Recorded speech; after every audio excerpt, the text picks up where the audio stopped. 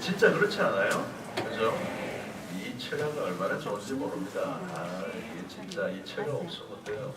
이 철야 인도하는 거는 여러분들 보기 힘들지만 철야 기도 인도하는 것도 쉽지 않아요. 목사님들 주일이 딱 있기 때문에 이 철야가 하나 딱 있다는 게 이게 쉽지 않아요. 목사님들이 다 그러더라고. 하려고 하니까 금요일날 너무 힘들대. 근데 우리는 뭐 시작해가지고 안 할 수가 없게 됐어요. 해야 돼. 근데 힘들지만 이 시간이 얼마나 좋은지, 그죠? 힘들어도 해야 돼. 우리 그리스도인들은 힘이 들어도 할 건 해야 돼. 안 해요. 물러서지 말고. 그래서 금요일은 하여튼 난사를 제끼고 철야한다. 그리고 철야를 하려고 하면 12시 1분까지는 기도를 해야 철야가 돼요. 너무 일찍 가지 말고. 제가 이제 한 12시 11시 반 40분쯤에 뒤에 들어가서 그래요. 왜냐하면 내가 계속 있으면 찬양팀이 계속 쳐야 되거든요. 그래서 들어가는 거지. 나 들어간다고 막 집에 가는 분들이 계신다고 정보가 알려져 있어. 그래서 그러지 마시옵고 12시 1분까지 기도. 어떤 분들은 1시 넘어까지 기도하세요. 막 1시 넘어까지 막 기도하시고 우리 교육자들 다 1시까지 기도해요. 1시까지 교육자들이 다 기도하고 있고. 그래서 여러분이 자꾸 기도 양을 늘리셔야 돼요. 기도가 뭐 질이다 이래가지고 10분만 기도하고 하나님 알아서 하시옵소서 이러면 안 되고 내 마음의 모든 걸 다 알아야 돼요. 그래서 구체적으로 기도하시고 신랑감을 위해서 구체적으로 기도하세요. 키는 우리 목사님 정도 키 되고. 왜 웃어요? 얼마나 안정감이 있어요 제가. 되게 높은데 못박을 있으면 의자 하나 딱 놓고 올라가면 돼요. 하여튼 구체적으로 기도하셔야 돼요. 구체적으로 기도하시고 하나님과 교제를 하시는 거죠. 그죠? 주님의 임재를 즐기고 그분의 면전에 다 앉아있고 십자가를 묵상하고 말씀을 묵상하고 주님의 음성에 귀를 기울이고 막 이러면 시간이 막 그냥 가는 거예요. 그 시간을 즐기셔야 돼요. 그래서 뭐 구한다, 뭐 기도한다, 기도 제목을 가지고 기도하지만 그분의 이 기도의 자리에서 그분 안에 머물러 있는 기쁨, 주님 안에 머물러 있는 기쁨, 주님이 내 안에, 내가 주님 안에 있는 이 은혜, 그리고 신비한 그 연합을 경험하는 시간들이기 때문에 이 양을 늘리셔야 돼요. 그래서 이제 우리도 얼마 안 돼서 이제 한 달에 한 번씩 4시까지 해야 돼요. 그래서 몇 집을 좀 길러 놓으시고 기도하다 보면 1시간이 금방 지나가고 기도하다 보면 1시간이 금방 가고 그래야 돼요. 그러면 그게 훈련이 돼서 그런 거. 어떤 때는 그냥 쑥 가버리는 거죠. 뭐 어디 막 블랙홀에 빠지는 것처럼 시간이 금방 지나가 버리는 거예요. 이 훈련이 안 된 분은 굉장히 오래 기도했는데 5분밖에 안 갔어요. 시간. 그러면 안 돼요. 자, 오늘 우리는 삼손에 대한 메시지를 이제 세 번째 하는데 오늘은 삼손 얘기 마무리합니다. 사사기를 다 한번 살펴보고 싶긴 한데요. 또 너무 길기 때문에 다 못 다루는데 사실은 이 사사기는 시대가 이스라엘 혼란기, 영적인 어두움의 시대인데 키가 그거잖아요. 각기 자기 소견에 옳은 대로 행하였다. 기준이 없는 시대. 뭐 자기가 끌리는 대로, 자기의 생각대로, 제 느낌대로 살아가는 인생. 그래서 사실 이 사사기를 읽다 보면 오늘 이 시대하고 똑같아요. 사사기 시대나 오늘 시대는 뭐 다르지가 않아요. 그러니까 인간은 끊임없이 반복한다는 거예요. 이게 뭐 핸드폰이 생기고 이렇게 발명 이런 어떤 문명의 이기가 발전되고 이런 건 있지만 사람은 똑같아요. 도구는 달라졌지만 쓰는 사람은 똑같다. 그래서 영적인 눈으로 보면 오늘 시대가 이제 사사 시대고 혼란 그 자체다. 그리고 기준이 없는 시대, 영적으로 아주 어두운 시대, 그리고 악한 시대였습니다. 그래서 오늘 우리가 삼손만 하더라도 그가 나시인으로 구별되고 또 거룩하게 살아야 될 백성인데 또 책임을 사명을 받은 삼손이지만 곁길로 빠지는 모습을 이렇게 계속 보았습니다. 자, 오늘도 여러분 이 11장, 16장 1절 안 읽었지만 앞부분 전장을 다루기 때문에 1절을 보면 삼손이 가사에 가서 거기서 한 기생을 보고 그에게로 들어갔대. 하여튼 삼손이 여자를 너무 좋아해요. 계속 그 앞에도 보면 그죠? 여자를 보고 여자를 보고 여자를 보고 여자를 보고 여자만 보면 정신이 없는 사람이었어요. 가사에 가서 거기서 한 기생을 보고 이 사사가 이 기생을 보고 그에게로 갔다면 하나님의 백성이. 여러분, 이 삼손의 이 정욕이 식지 않죠. 계속 욕망에 끌려다니는, 자신을 통제할 수 없는 상태에 빠져 있습니다. 통제가 안 되는 상태입니다. 이 정도면 이제 막 가는 거죠. 한때 실수하는 게 아닙니다. 실수를 반복하는 것은 자기 스스로가 통제할 수 없는 상태에 빠져 있는 것입니다. 자, 사사요 나시린인 삼손이 이방의 그 블레셋의 기생에게로 들어가는 것입니다. 이 시대의 어둠을 잘 보여주죠. 1절부터 시대가 얼마나 어두운가. 더 이상 이스라엘의 지도자의 모습을 볼 수가 없습니다. 15장에서는 나귀의 특별로 블레셋의 1,000명을 물리쳤던 장수입니다. 그 이전의 모습을 그런 기계, 그런 용맹스러움 이런 것들을 볼 수가 없죠. 이제 마지막 단계에 이르렀습니다. 2절과 3절을 보면은 삼손이 기생과 함께 있다는 것을 이제 알고 블레셋 사람들이 이제 그를 죽이려고 성문에 매복해 있습니다. 삼손이 그런 상황을 벌써 눈치를 챘죠. 그리고 밤중에 일어나서 성문 짝과 문설주와 문빗장을 빼어가지고 어깨에 메고 헤브론 골짜기로 갔다는 거예요. 꼭대기로 갔다. 진짜 삼손은 삼손이에요. 어떻게 성에 문짝을 떼버리고 문설주를 떼고 문빗장을 빼어가지고 어깨에 메고 헤브론까지 갔다. 그 거리를 어떤 사람은 이렇게 학자에 의하면 65km예요. 65km. 미쳤어요. 그러니까 이거는 뭐냐면 삼손의 어떤 행동을 상징화한 거죠. 이게 뭐냐면 적을 이겼다는 겁니다. 이 정도의 삼손이 있다면 블레셋은 감당해야 한다는 겁니다. 엄청난 괴력을 갖고 있는 거죠. 그 힘이 어디로부터 온 것입니까? 하나님의 주신 힘이에요. 근데 이런 삼손 스토리를 읽으면서 우리가 계속 듣는 의문이 있는데, 그게 뭐냐면 삼손의 행동은 말도 아닌데 하나님은 왜 그런 힘을 주시는가? 하나님은 우리의 죄를 따라 처치하시는 분이 아니세요. 기회를 주세요. 기회를. 한두 번 실수한다고, 몇 번 실수한다고 심판하시는 하나님이 아니라, 여러분, 우리가 실수를 한 몇 번 했는데 하나님 심판했다면 여기 남아있을 사람이 아무도 없어요. 하나님은 참 자비로우세요. 그 실수를 반복하는데도 용서해 주세요. 하나님의 인내심이 대단하다고요. 하나님의 인내심. 여러분 가만히 양심이 있으면 한번 생각해 보세요. 하나님이 참으시고 인내하시고 기회를 주셔서 이 자리에 있는 거예요. 우리가 보통 죄를 지은 게 아니거든요. 오늘도 죄 지었잖아요. 생각으로 짓고 말로 짓고 뭐 별거로, 그죠? 우리 안에 있는 많은 죄들이 있어요. 그러니까 하나님은 회개하고 돌아오기를 바라고 기다리시는 거죠. 물론 기회가 끝이 나는 날이 옵니다. 더 이상 기회를 안 주시는 날이 와요. 하나님은 우리에게 기회를 주시고 또 기회를 주시고 또 기회를 주시고, 부족하고 연약하고 넘어지지만 또 하나님의 기회를 주시고, 그러나 이런 마지막 심판이 있죠. 더 이상 참지 아니하시는. 그래서 우리는 기회를 악용해서는 안 된다는 겁니다. 자, 삼손과 들릴라의 이 삼손이 이제 이 들릴라와 불륜 행각을 벌이고 있는 거예요. 그 사진에 보니까 이후에 삼손이 소래 골짜기에 들릴라라 이름하는 여인을 사랑하며, 그죠?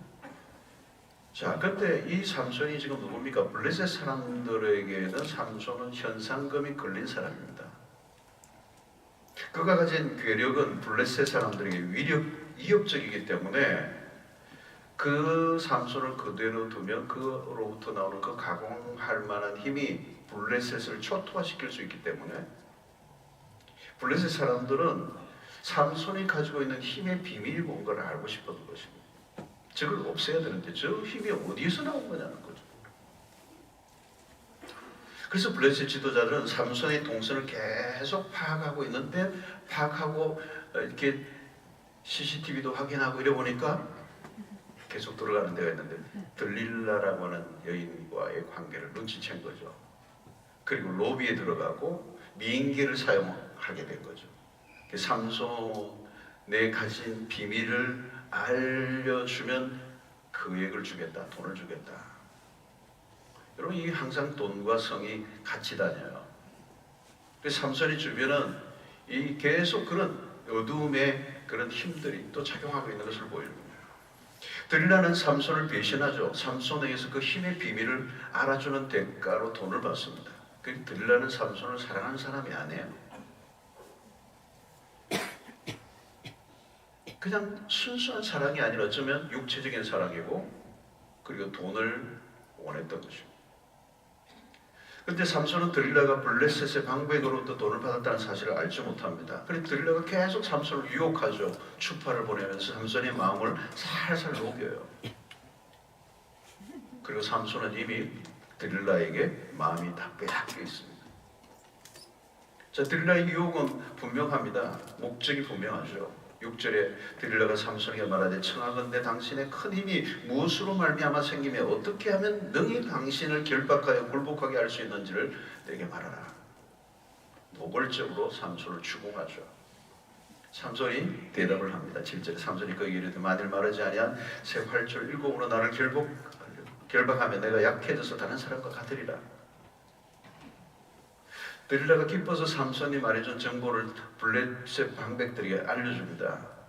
그 얘기를 들은 블레셋 사람들이 방 안에 매복하고 삼손의 말대로 그를 결박하여 붙잡았어. 근데 그 줄이 금방 끊어지고 말아요.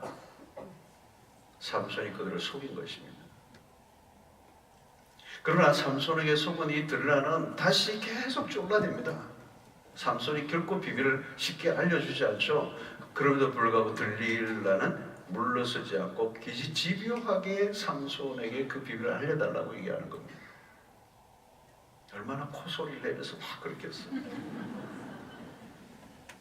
이런 이것은 마치 우리를 넘어뜨리려고 하는 마귀와 같습니다. 우리를 넘어뜨리려고 하는 이 마귀가요, 물러서지 않아요.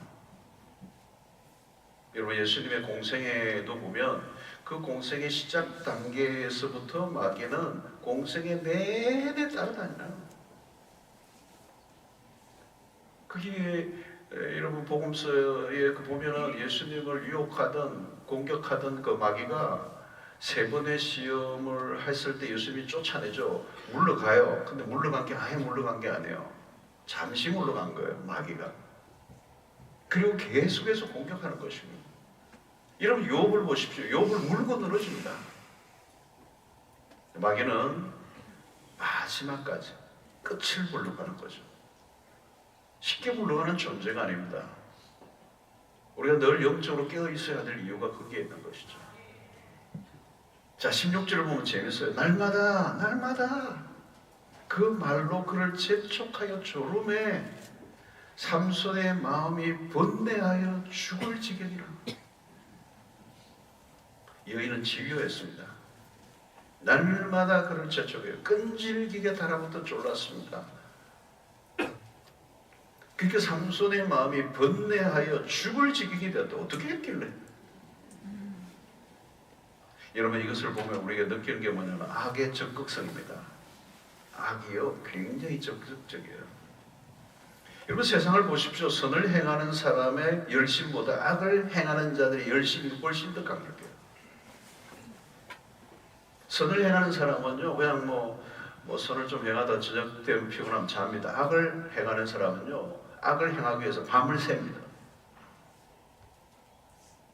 이미 여인은 삼손의 성향을 잘 알고 있는데도요, 그리고 물러서지 않고 쪼르면 언젠가는 비밀을 털어놓으리라고 하는 것을 알았던 거예요. 삼손은 이미 그녀의 손 안에 들어와 있습니다.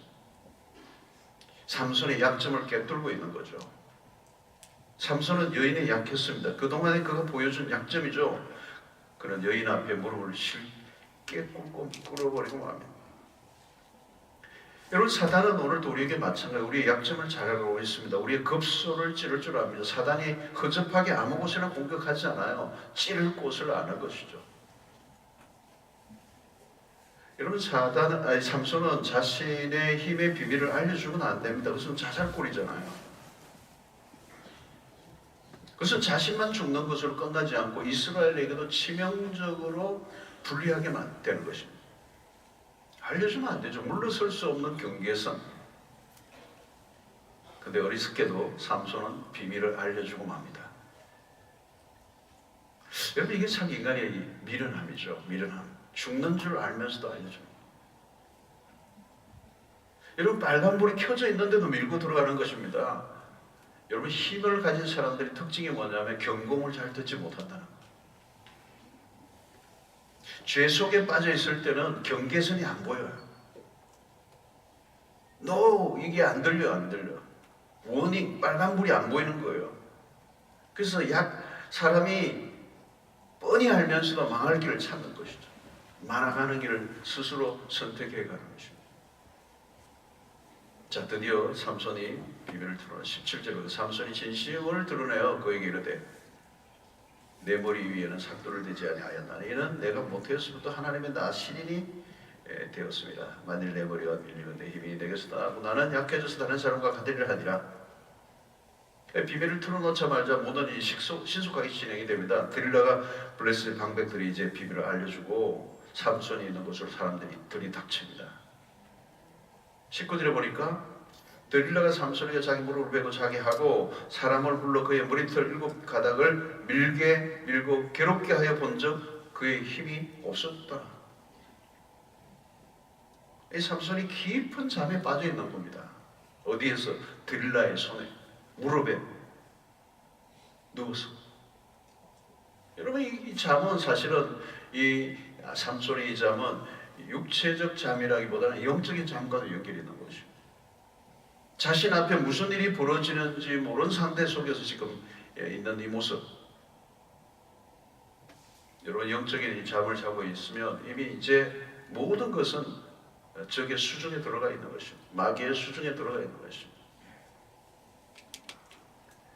자, 여러분, 삼손은 지금까지 나시린으로서의 지켜야 할 수칙들을 여러 번 어겼습니다. 죽은 시체에 손을 대었고, 또 잔치를 열어 술을 마시고, 여인들과 부득부득한 삶을 살았고, 그의 머리에 삭도를 대지 말라는 이 규칙까지 어겨버렸어요, 이제. 여러분, 이게 뭡니까? 힘이 넘쳤기 때문에 자기를 과신한 거죠, 과신한 거. 자신의 삶에 닥치는 위기에 겁을 내지 않았습니다. 겁날 게 없었거든요. 눈에 보이는 게 없었어. 싸워서 지어본 적이 없습니다. 자신에게 힘이 없는 상태가 어떤 것이라는 걸 생각해 본 적이 없어요. 그런 경험이 없기 때문에. 간이 부었어요. 여러분, 교만은 왜 무서운가 하면 상황을 파악하지 못해요. 교만한 상태가 되면요, 상황을 파악하지 못해요. 그러면 어떻게 되죠? 문제를 키우는 것입니다. 힘의 과신이 문제를 키웠고 모든 것을 가볍게 다루게 됩니다. 자, 드릴라의 무릎에 자고 있던 동안 삼손은 무방비 상태가 됩니다. 비밀을 알려주고 깊이 잠든 삼손은 적의 손에 자신을 완전히 맡긴 것과 똑같아요. 여러분, 이것이 거의 마약에 취한 수준과 같아요. 뭔가 푹 빠져있는 것입니다. 드릴라의 품 안에서 죽기로 작정한 것 같아요. 마치 꿀통에 빠져들어가는 벌과 같은 모습. 여러분, 벌이 꿀통에 왜 빠져 죽어요? 여러분, 이렇게 하고 약간 돼보니까 막 달거든요. 날아가야 될 텐데, 날아가야 될 텐데, 그러면 네 발 다 가는 거예요. 한 번 미끄러지기 시작하면 가속이 붙어요. 브레이크가 잡히지 않아. 이런 중독자들이 다 그래요. 여러분, 중독하는 환자들이 다 그래요. 더 이상 자신의 의지가 작동이 전혀 안 돼. 요즘 이런 중독 환자들이 얼마나 많이 놉니까? 한두 명이 아니에요, 여러분. 마약도 여러분, 요즘 마약이 굉장히 지금 연예인 사건도 일어나고 이런데 이게 보통이 아니에요, 보통이 아니에요. 제가 요즘 거기에 관심을 가지고 우리 문화 안에 지금 깊이 들어와 있잖아요, 여러분. 한 번 손을 대면 빠져나올 수 없는 거예요. 못 빠져나오는 거예요. 멀쩡한 사람이 그냥 빠져들어가는 거예요. 얼마나 무서운 상태예요. 그러면 더 이상 저항력이 없어요. 그럼 어때요, 여러분? 시체하고 똑같아요, 시체예요. 여러분, 이런 일이 갑자기 일어난 게 아니잖아요, 여러분. 어떤 심각한 일이 벌어질 때는 하루아침에 벌어진 것이 아닙니다. 삼손이 드릴라의 무릎에 한두 번 베고 잠을 잔 게 아니에요. 이 드릴라뿐만 아니라 그 앞에 숱한 여인들.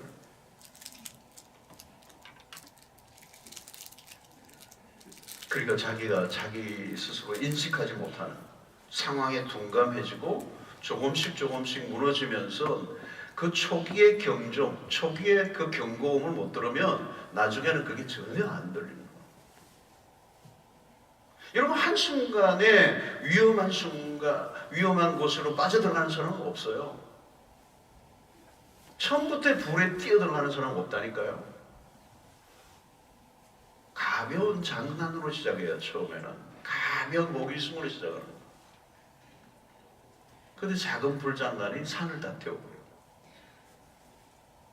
자, 여러분, 삼손이 들레와의 시간 속에 이렇게 빠져들어가는 동안에 모든 것은 적의 수중에서 놀아나게 되는, 마치 사단의 완전 밥이 되는 것과 같은 것입니다. 여러분, 지금도 여러분 마찬가지, 이 들릴라의 무릎은 곳곳에 있는 것입니다. 우리의 영혼에 잠을 자게 하는 것, 우리의 영혼을 완전히 그냥 마취 상태에 빠지게 만드는, 그리고 우리의 모든 것을 다 빼앗아가버리고. 여러분, 그것은 우리의 마음과 생각과 영혼을 다 빼앗아갈 수 있는 이 문화가 우리에게 많아요. 그게 쾌락일 수도 있고 돈 버는 재미일 수도 있고 일상의 소소한 어떤 취미일 수도 있고, 근데 그것이 작은 욕으로 시작했는데 점점 빠져들어가면서 내 영혼이 다 그 안에 빠져들어가는 거예요. 여러분, 오늘 이 문화는 그런 것입니다. 우리의 영혼을 그냥 뭐 살짝 취미, 뭐 살짝 그 관심, 이게 아니에요. 우리의 영혼을 완전히 삼키려고 하는, 유혹하는, 우리를 잠들게 하는, 하나님으로부터 멀어지게 하는 유혹물들이 널려있다. 조금이라도 우리가 경계심에 느슨해지면 그냥 붙잡히는 것입니다. 결국 삼손이 블레셋 공격에 속수무책으로 당하죠. 어떤 일이 벌어집니까? 여러분, 21절에 보면 이제 심각해지죠. 블레셋 사람들이 그를 붙잡아 그의 눈을 빼고 끌고 가사에 내려가 놋줄로 매고 그에게 옥에서 맷돌을 돌리게 하였더라. 두 눈 빼앗기고요, 감옥에서 맷돌 돌리는 신세가 된 거죠. 그에게서 힘이 완전히 빠져나가 버렸습니다. 힘을 쓸 수가 없는 거죠. 얼마나 비참한 상태입니까? 여러분, 힘을 믿고 산 사람이, 힘만 믿고 살아왔는데 힘이 빠져버리면 그 사람은 인생이 끝난 겁니다.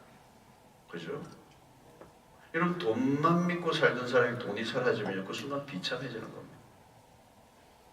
권력을 믿고 살던 사람이 그 권력이 사라지는 순간 불쌍한 존재가 돼요. 인기를 믿고 살던 사람이 인기 사라지면 우울증 걸리는 겁니다. 마약하는 겁니다. 육체의 아름다움을 믿고 자랑하며 살던 사람은 그게 사라지면 죽으려고 그러는 거예요. 계속 아름다움 그것만 추구하다가, 그죠? 여러분, 무엇을 믿고 살고 있느냐, 무엇을 의지하고 살고 있느냐. 삼손은 힘을 믿고 살았는데 그 힘이 빠져버리니까 비참해지는 거죠. 자, 그런데 여러분, 삼손의 힘이 빠져나갔는데도 자기의 힘이 그대로 있는 줄 착각한 것입니다. 싸울 의지도 있고 열정도 있어요. 그런데 그럴 힘이 없어, 나에게. 이게 이제 딜레마예요, 여러분. 중요한 건 이 부분이에요, 여러분. 지금 삼손은 자기의 힘이 있는 줄 아는 거죠. 싸우려고 하는데 안 되는 거죠. 여러분, 싸울 의지와 열정 있으면 뭐예요, 여러분? 힘이 없는데. 여러분, 우리의 인생에도 마찬가지예요. 비전만으로 안 돼요. 열정만으로 안 돼요. 힘이 있어야 돼요. 능력이 있어야 돼요. 가슴이 뜨거운데 실력이 없어. 안 되는 거예요, 여러분. 가슴이 아무리 뜨겁고 꿈이 대단해도 실력이 없으면 안 된다니까. 힘이 있어요. 능력이 있어요. 그걸 감당할 수 있는 능력을 갖춰야 되는 거죠. 뭐 대단한 열의를 가지고 있고 사역자들이나 일꾼을 뽑을 때도 보면 막 인터뷰를 해보면 뭐 천하를 다 막 흔들 것 같은데 의욕은 대단한데 실력이 없어. 실전으로 들어가면 전혀 다른 모습이에요. 여러분 지금 사사기 전체의 상황이 그렇습니다. 금방 그럴듯할 뿐 힘도 없고 능력도 없는, 포장지는 대단한데 내용이 부실해. 그걸 우리는 뭐라고 얘기하느냐? 사기. 그래요. 사사기하고 비슷하네. 무엇을 하려고 하는데 계획서도 내고 제안도 하고 뭐 할 것 같은데 실제로 해보면 안 되는 거예요. 자신에게 그럴 능력이 없다는 걸 모르는 것입니다. 삼손은 지금 자신에게 그럴 능력이 없다는 걸 알지 못하는 거. 이게 비극이에요. 여러분 능력이 사라지고 나면 아무것도 아니에요. 계획을 실행에 옮길 능력을 가지고 있어야 하는 거죠. 자신의 의욕만으로 안 돼요. 오늘 우리의 그리스도인들이 세상 속에서도 마찬가지로 이빨 빠진 사자가 되면 안 돼요. 성 안에 장사, 종이 호랑이가 되어서는 안 된다는 거예요. 여러분 신자의 이름만 가지고 안 돼요. 목사, 장로, 권사, 집사 그 이름만으로 안 돼요. 왜 사람들이 이 교회를 여러분 비난하고 조롱합니까? 너희들 별로 실력도 없는데 뭐 뻥치냐 그러는 거예요. 갑자기.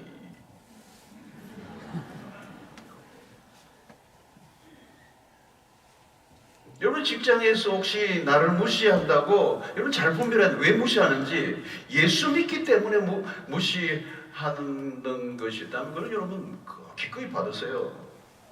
근데 예수 믿기 때문에 나를 무시하는 게 아니고 실력이 없어서 무시하지는 않는 걸 봐야 돼요. 여러분 직장에서는 실력으로 맞서야 돼요. 나 예수 믿거든. 아무 소용없어요. 실력이 있어야 돼. 실력이 있어야 돼. 안 믿는 사람보다 훨씬 더 탁월한 실력을 갖추면요 예수 믿기 때문에 쫓아내지는 않아요. 실력이 없어서 쫓겨난다니까. 학교에서도 마찬가지예요. 여러분 세상에서는 신앙을 감추고 실력을 드러내야 돼요. 직장에서 실력을 드러내야 됩니다. 여러분 직장에서 신앙 좋은 사람은 찾지 않습니다. 예수 믿는 오너들이 신앙 좋다고 사람을 채용했는데 실력이 없으면 곤란해요. 회사는 구제단체가 아니에요. 직장은 실력으로 진검승부를 드러내야 돼요. 신앙은 감춰져 있어야 합니다. 실력이 탁월하고 너무 멋진 사람이라 다른 사람들이 가까이 다가가지 않으면 그 신앙은 잘 보이지 않아요. 근데 실력이 있어서 가까이 다가가 보니까 슬쩍 그분의 안에 뭔가 비밀이 있는데 알고 보니까 예수를 믿는 거예요. 실력 플러스 뭐가 있다는 걸 아는 거죠. 실력 플러스 알파가 뭐냐? 알고 보니까 그게 예수 믿는 거예요. 신앙생활하는 거죠.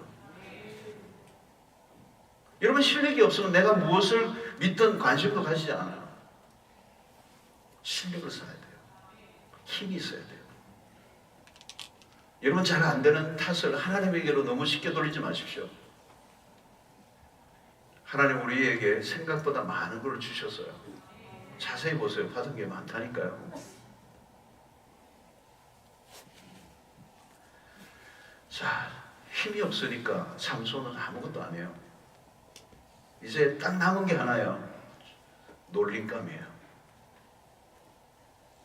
25절 보십시오. 그들의 마음이 절구할 때에 이르되 삼손을 불렀다가 우리를 위해 제주를 부리게 하자 하고 옥에서 삼손을 불러내매 삼손이 그들을 위해 제주를 부리니라. 이방인들 앞에서 삼손이 하나님의 사람이, 하나님의 이스라엘의 지도자가 제주를 부리고 있어요. 여러분 처부수고 정복해야 될 사람이 그들 앞에서 지금 제주를 부리고 있다는 거예요. 그들의 그 유희의 도구가 된 것이죠. 이게 블레셋 사람들이 소리를 지는 거죠. 야, 좀 더 멋있게 해봐. 쇼를 하라는 거죠. 쇼. 블레셋 사람들이 지금 흥분해 있습니다. 삼손은 조롱을 당하고 있습니다. 조롱을 당하고 있습니다. 그들을 즐겁게 해주는 오락거리가 된 것이죠. 여러분 한때는 삼손은 이 블레셋에 두려움을 주는 존재였어요. 두려움을 주는 존재. 공포죠. 삼손이 나타났다 그러면 근데 어째요? 지금은 상황이 뒤집어졌습니다. 완전히 하루아침에 졸지가 쇼맨이 되었습니다. 여러분, 하나님의 백성들이 자칫하면 세상들 앞에서 재주나 피우면서 살아갈 수 있습니다. 그건 비참한 일이죠. 하나님의 백성의 품위가 손상되어도 한참 손상을 입은 것입니다. 여러분, 하나님의 백성은요, 죽을 때 죽더라도 품격이 있어야 됩니다. 하나님의 자녀로서의 자태를 갖춰야 돼요. 자태. 품격을 갖춰야 돼요. 하나님의 백성들이, 하나님의 자녀들이잖아요. 하나님의 명예가 우리에게 있잖아요. 그러니까 다윗이 골리앗이 그냥 하나님의 이름을 욕하니까 그건 자기가 참을 수 없는 거죠. 맞아, 죽더라도 하여튼 달려가서 한판 해야지. 그게 신자의 기계예요, 기계. 자, 그런데 여러분, 삼손의 이 힘이 왜 빠졌는가 이걸 우리가 좀 알아야 돼요. 과연 머리털 때문일까 하는 거예요. 머리털을 자르니까 힘이 없어졌나요? 제가 오늘 머리를 좀 자르려고 했는데 길어졌어요. 길어지면 힘이 막 더 세지나요? 여러분, 20절 보십시오. 데릴라가 이런데 삼손이요, 블레셋 사람이 당신에게 들이닥쳤느니라 하니 삼손이 잠을 깨며 이르기를 내가 전과 같이 나가서 몸을 떨치리라 하였으나 여호와께서 이미 자기를 떠나신 줄을 깨닫지 못하였더라. 요게 키예요. 힘의 근원은 머리털과 연관이 있는 것이 아니고 나실린이라고 모두 힘센 장사도 아니고 나실린의 서약을 지키면 힘이 강해진다는 뜻도 아니에요. 모든 힘의 그 근원은 하나님에게 달려있어요. 그러니까 여호와께서 이미 자기를 떠나신 줄을 깨닫지 못하다. 언제 힘이 사라졌어요? 여호와께서 삼손에게서 떠나실 때부터. 하나님이 삼손에게서 떠나시자 삼손에게 있던 힘도 사라졌어요. 그러니까 힘의 출처는 하나님이시다. 머리 빡빡 깎아도 하나님이 함께 하시는 능력이 나타나요. 그런데 삼손은 지금 힘의 근원이 어디인지를 모르고 있는 거예요. 어디로부터 힘이 나오는지를 모르고 있는 거죠. 삼손이 힘이 넘칠 때는 하나님의 영이 세게 임하실 때라는 거죠. 여러분 자주 봤잖아요. 하나님의 영이 임하심에, 하나님의 영이 크게 임하심에, 하나님의 영이 임한다는 뭘까요? 하나님이 그와 함께 하신다는 거죠. 그때 능력이 나타나는 거예요. 그러니까 그의 머리에 삭도를 대지 않는 것은 하나님과 삼손 사이의 비밀 계약과 같은 것입니다. 그것에 대한 순종 여부가 시험대예요, 시험대. 마치 에덴 동산에서 선악을 알게 하는 나무의 열매를 먹지 말라 하는 것 같은 거예요. 선악을 알게 하는 나무가 선악을 알게 하는 게 아니라 하나님의 말씀에 대한 순종 여부에 따라 모든 게 결정되는 거예요. 하나님과 삼손과의 비밀스러운 약속을 누설하면 안 됩니다. 자신의 비밀을 아는 것은 자살행위와 같은 것이고 바보 같은 짓이었습니다. 삼손은 여호와께서 이미 자기를 떠난 줄을 모르고 있는 거죠. 여러분, 하나님이 떠나시면 삼손은 아무것도 아니에요. 삼손은 아니에요. 여러분, 최대의 비극은 뭔가 하면 하나님이 떠나시는 거예요. 하나님이, 여러분, 우리의 인생의 전성기가 언제냐면 하나님의 영이 우리와 함께 하실 때. 우리는 항상 이걸 염두에 둡니다. 우리의 인생의 전성기는요, 돈이 많을 때도 아니고요, 뭐 세상적인 뭐 배경과 어떤 뭐 힘을 가지는 그런 게 아니에요, 여러분. 뭐 젊다고 건강하다고 전성기 아니에요, 여러분. 하나님이 함께 하시면 전성기예요. 우리의 힘과 소망은 하나님에게 있는 것입니다. 우리가 무엇을 의지하고 있는가? 내가 가지고 있는 그 얼마간의 것을 자랑하지 마십시오. 하나님이 떠나시면 아무것도 안 해요. 돈 많이 있어도요, 하나님 떠나시면 그 돈은 휴지가 돼요. 그 돈이 나에게 흉기가 돼요. 그 돈이 나를 불행하게 만들어요. 하나님이 함께 하셔야 그 돈도 능력이 되는 것이죠. 여러분 사울 왕 보십시오. 하나님의 영이 임하실 때까지는 그건 괜찮았습니다. 초기에는 괜찮은 왕이었어요. 근데 어느 순간부터인가 하나님의 영이 떠나시고 악신에 사로잡히죠. 사울이 어떻게 되죠, 여러분? 그가 마치 미친 자처럼 돼요. 짐승처럼 돼요. 그의 모든 인생이 망가떨어지는 것이죠. 여러분 오늘도 마찬가지입니다. 여러분 모든 승패는 하나님과의 관계에 달려 있습니다. 하나님이 우리를 떠나시면 그 순간 비참해지는 거죠. 하나님의 영이 우리와 함께 하실 때가 전성기인 것입니다. 자, 힘이 빠진 삼손은 더 이상 삼손이 아니죠. 블레셋 앞에서 굴욕적인 삶을 삽니다. 21절 보니까 블레셋 사람들이 그를 붙잡아 그의 눈을 빼고 끌고 가시에 내려가서 노줄을 그에게 옥에서 맷돌을 돌리게 하였더라. 맷돌을 돌리게 하였더라. 두 눈이 빼앗겨 버렸습니다. 비참합니다. 이방의 조롱거리가 됩니다. 더 이상 소망이 없습니다. 사명을 망각하고 여자를 따라다니다가 나시린의 삶을 살지 못한 것에 대한 이 자연스러운 결과 원인적으로 제공은 삼손이 한 거예요.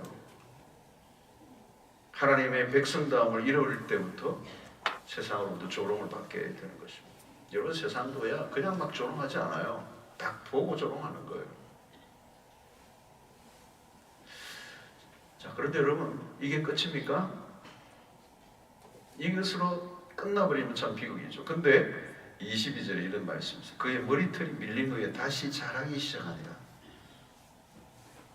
이게 뭐를 의미합니까? 이 머리털이 자란다는 말은 머리는 나시린의 표시죠. 나시린의 표시. 머리를 기르는 것.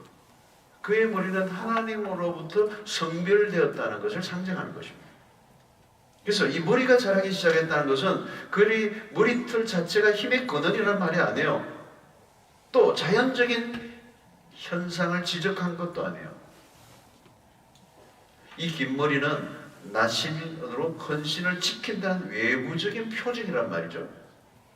그래서 머리가 다시 자란다는 것은 깨뜨린 맹서의 언약이 갱신되었다 이런 의미가 있어요. 자, 고통 속에서 맷돌을 돌리면 뼈아픈 시기를 전합니다. 눈은 멀고 어두운 감옥에서 맷돌질을 합니다. 뼈아픈 시간이죠. 고통의 날들을 통과하는 동안에 연단의 시간을 보냅니다. 연단. 그 뼈아픈 대가를 지불하고 그 불순종의 삶을 살았던 그 뼈아픈 대가를 다 고통으로 눈을 빼앗기고 맷돌을 돌리고 노예처럼 사는 비참한 삶을 사는 동안에 그 어두운 터널을 지나면서 이 삼손의 연단의 시간을 가지는 연단. 여러분 연단이 쉽지가 않죠. 그러나 그 연단의 시간을 보내고 난 이후에 지금 삼손에게 다시 은혜의 빗줄기가 비추기 시작하고 있다는 거예요. 머리가 자라기 시작했다는 의미가. 아마도 우리는 모르지만 이게 생략되어 있지만 삼손은 회개의 시간을 보냈을 것입니다. 그리고 머리털이 다시 자라기 시작했다는 말은 하나님의 은혜의 증거를 나타내는 것입니다. 그냥 자란 것을 이야기한 게 아니라 이제 삼손을 통하여 하나님이 새로운 일을 시작하시겠다. 그런 사인을 표현한 것입니다. 드디어 어떤 일이 나옵니까? 하나님의 능력이 다시 임하고 블레셋을 무너뜨리는 일이 벌어지죠. 그게 30절입니다. 삼손이 이르되 블레셋 사람과 함께 죽기를 원하고 힘을 다하여 몸을 굽히매 그 집이 곧 무너져 그 안에 있는 모든 방백들과 온 백성이 덮이니 삼손이 죽을 때 죽인 자가 살았을 때의 죽인 자보다 더욱 많았더라. 대성을 거둡니다. 여러분 이 끝날 때까지 끝난 게 아니다 그런 말을 우리가 많이 하잖아요. 요기베라의 얘기처럼 끝날 때까지 끝난 게 아니에요. 다 끝난 것 같은데 하나님께서 삼손에게 한 번 더 은혜를 베풀어 주십니다. 그리고 마지막 장면은 승리를 이끌어내요. 승리를 이끌어냈어요. 하나님의 백성의 자존심을 다시 회복시켜 주시죠. 자, 그런데 여러분 이 삼손의 이야기를 우리가 마무리를 지으면서 그럼 해피엔딩인가? 이렇게 질문을 한번 해볼 필요가 있어요. 해피엔딩인가? 삼손의 스토리에서 마지막은 대성을 거두었지만 해피엔딩이라 하기에는 뭔가 아쉬움이 있어요. 삼손을 보면서 전체적으로 다가오는 느낌이에요. 삼손의 생애를 보면서 뭔가 다가오는 느낌이 뭐예요? 안타까움이 있는 거예요. 이렇게 밝게 할 수는 없었는가라는 거예요. 하나님으로부터 받았던 은혜에 비해 남긴 게 너무 아쉬운 거예요. 사고로 치면 투자 대비 수입이 너무 적은 거예요. 삼손의 인생은 가성비가 많이 떨어져. 하나님이 주신 것을 너무 많이 엉뚱한 곳에 낭비를 해버렸다. 엉뚱한 곳에 너무 쏟아버렸다는 거예요. 그래서 흑자 인생인가 라고 얘기할 때는 아쉬움이 있는 거예요. 사랑하는 성도 여러분, 우리도 언젠가 하나님 앞에 우리의 삶을 결산한 날이 올 거예요. 흑자인가 적자인가. 여러분, 오늘 우리에게도 마찬가지예요. 하나님이 우리에게 주신 은혜는 너무 큰 것입니다. 그리고 하나님이 맡기신 것도 너무 많아요. 우리에게만 주신 특별한 은사들이 있어요. 은사들이 있어요. 문제는 하나님이 주신 것을 지극히 개인적인 것을 위하여, 개인적인 행복, 개인적인 만족, 개인적인 욕심을 채우는 데 동원하고 낭비했던 삼손의 모습.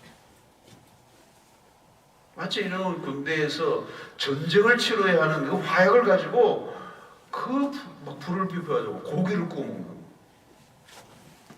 낭비죠, 여러분. 쓸데없는 일로 힘겨루기를 하는 거. 여러분, 하나님 주신 힘으로 거룩한 전쟁을 치르기보다 혈과 육의 싸움에 쏟아버릴 수 있는 위험성이 우리에게 되는 것입니다. 그래서 영원한 것을 위해 영원하지 않는 것을 바치는 삶은 낭비가 아니다. 짐 엘리엇의 얘기가 그런 거 아니에요. 그런데 우리는 영원한 것을 그냥 영원하지 않는 것에 내 인생을 바쳐버리는 거예요.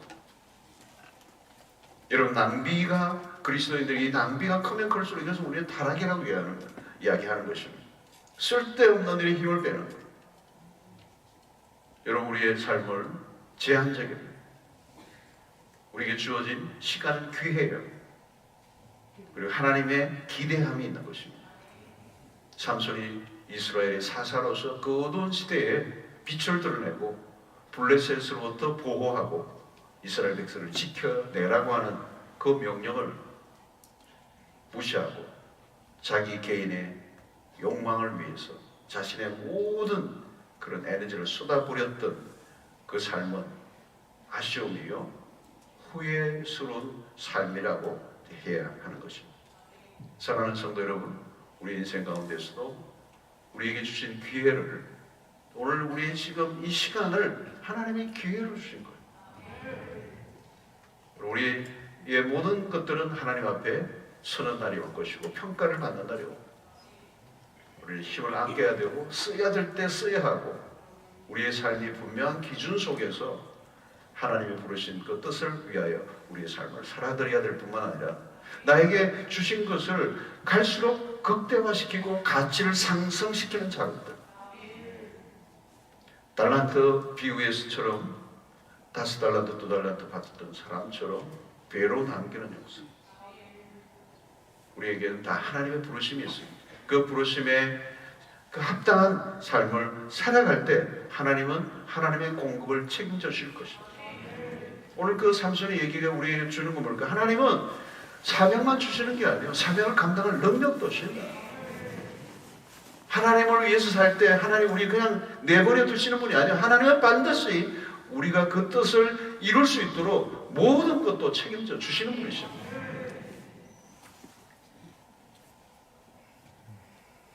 넉넉히 주시는 분입니다. 여러분, 그것은 이런 부르심을 받은 사람들이 경험하는 놀라운 특권이에요. 무한적으로 주셔요. 하나님은 아끼지 않으세요. 중요한 것은 우리에게 주신 그 삶의 그 능력과 은혜와 그런 은사들과 그 주신 그 실력들을 하나님의 나라를 위해서 아낌없이 우리가 사용하는, 엉뚱한 것에 우리의 삶을 당진하지 않고 우리의 삶의 목표가 선명해져서 분명한 기준 속에 하나님의 뜻을 이루는 일에 우리의 삶이 집중할 때 하나님께서 큰 은혜로 더하여 주실 줄로 믿습니다. 오늘도 우리의 삶에 낭비되는 부분이 없는지를 다시 한번 살펴봐야 되겠어요. 옆으로 새고 있는 게 없는지를 살펴봐요. 엉뚱한 곳에 우리의 시간과 우리의 정력과 우리의 모든 에너지를 낭비하고 있는 것은 없는지, 우리의 시선을 다시 한번 하나님께로 고정하고 우리 각자에게 맡겨주신 하나님의 부르심에 합당한 삶을 살고자 결단하는 은혜가 있기를 바랍니다. 우리의 문화적으로 너무도 우리의 삶은 산만해지기 쉬워요. 초점을 잃어버리기가 쉬워요. 왜 사는지, 어디 무엇을 위해서 우리의 삶을 살아야 하는지를 알지 못할 만큼 우리의 시선을 빼앗는 이 자극적인 문화 속에서 우리의 시선을 하나님께로 고정하고 우리의 인생에 바뀌어진 그 시간들 속에 그 기회들을 주를 위해서 선용하고 하나님의 사명을 위해서 아낌없이 여러분의 삶을 드릴 때 더 부욕해 하시고 더 많은 에너지를 주시고 부족함이 없도록 넘치도록 부어주셔서 주님의 그 역사를 이루는 일에 멋지게 쓰임받는 역사가 일어나게 되기를 주의 이름으로 축원합니다. 우리 찬양을 하고 기도하며 나가도록 하겠습니다. 내 마음의 주를 향한 사랑이